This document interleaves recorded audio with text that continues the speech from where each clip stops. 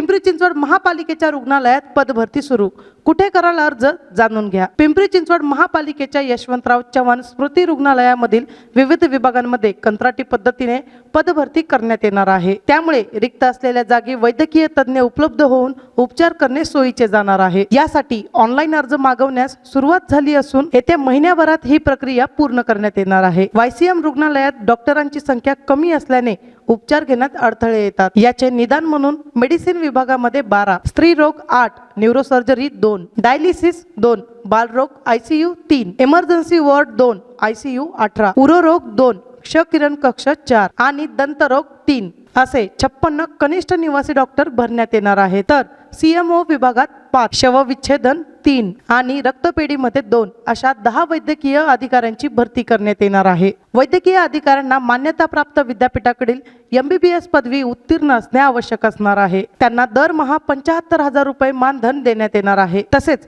ही नियुक्ती 6 महिन्यांसाठी करण्यात येणार असून त्यासाठी ऑनलाईन पद्धतीने अर्ज मागवण्यात येत आहे। दरम्यान अर्ज करताना त्यामध्ये चुकीची अथवा खोटी माहिती सादर करणाऱ्या उमेदवाराला कोणत्याही पातळीवर अपात्र ठरवण्यात येईल।